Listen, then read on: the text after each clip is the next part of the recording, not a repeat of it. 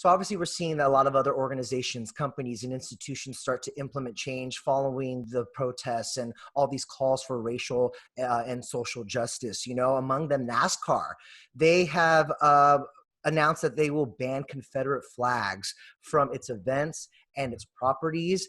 And, you know, this is such a big move and a bold move, but also sends such a huge message to companies to not only follow suit, but also for people who feel like it's still okay to wave that flag in public. Like, it's just so discriminatory and racist. I mean, period, right? Yeah. So this was a huge, like I said, message and a call to action for other people to do the same thing. I just want to read a statement from NASCAR. They said, quote, "The presence of the Confederate flag at NASCAR events runs contrary to our commitment to providing a welcoming and inclusive environment for all fans, our competitors, and our industry." Mm-hmm. Now, this comes after on Sunday, Bubba Wallace, the only Black full-time driver on the NASCAR circuit, wore a "I Can't Breathe" shirt, a Black Lives Matter shirt. The following day, he spoke with CNN, and he actually brought up the fact that NASCAR should remove the Confederate flag. So we're seeing this happen. They also announced on Wednesday that they removed its rule, the rule they have, mandating that racing team members stand for the national anthem. They took that away. Yeah, they announced it yesterday. Mm-hmm. That's amazing because, again, like, in order for real change to happen, it's got to start next door. It's got to start in your homes. It's got to start within your companies, and people can't.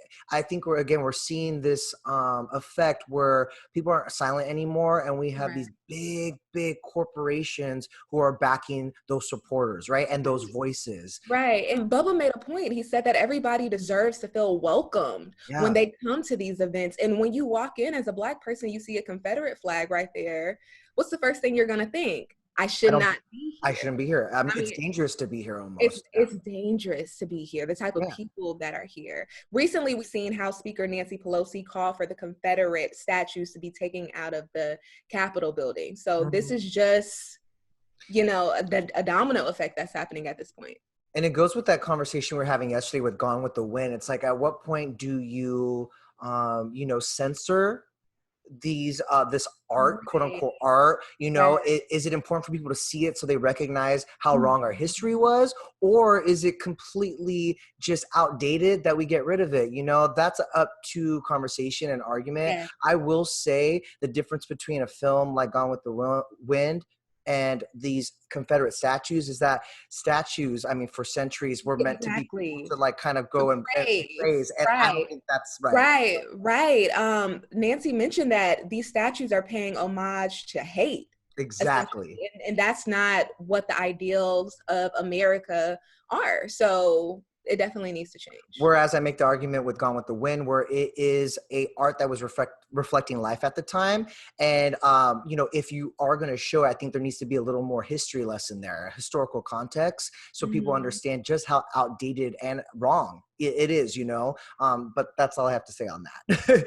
But, it's going to take the collective, right? Like, it's going to, like I have to say, it's taking these companies, but it's going to take allies, especially non-Blacks and white people who have the influence at these companies to make these changes happen. We saw it with Anna, and we saw it with Reddit co-founder Alexis Ohanian. He announced last week that he would be giving up his seat on the board at his own company to hopefully make room and have someone who's Black fill his seat. Now, the company announced on Wednesday that tech mogul Michael Siebel would be joining the board, which is Reddit's first Black board member. That says a lot, especially considering that it is his own company. But the fact that he was like, no, this is the right thing to do, is a great example for other leaders. Yes, Alexis actually spoke with Gayle King on CBS this morning. Here's a tiny clip of what he said.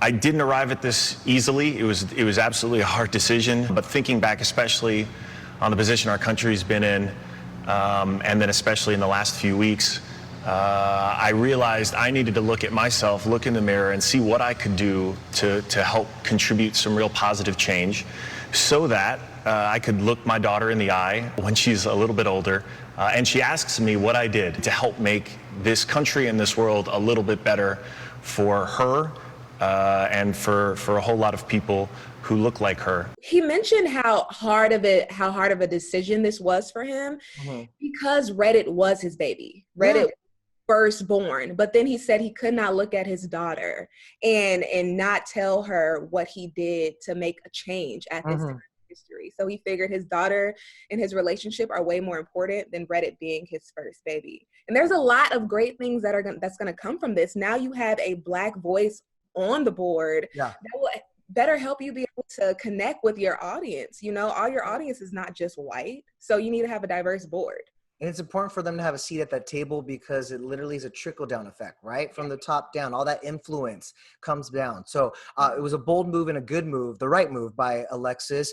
Meanwhile, over at Twitter, CEO Jack Dorsey said that Twitter and Square, his companies, will honor June 19th, as a company holiday. Melissa, for those who are unfamiliar, can you explain the significance of June 19th? Yes. Okay. So on January 1st, 1863, President Lincoln signed the Emancipation Proclamation, which was basically to abolish slavery. Right. That news did not get to slaves in Texas until 2 years later, on June 19th, 1865. So that is, Juneteenth is basically Freedom Day. It's the day where all slaves in America knew that they were free. So I feel like this is huge on his part. He said that it will be a day for celebration, education, and connection.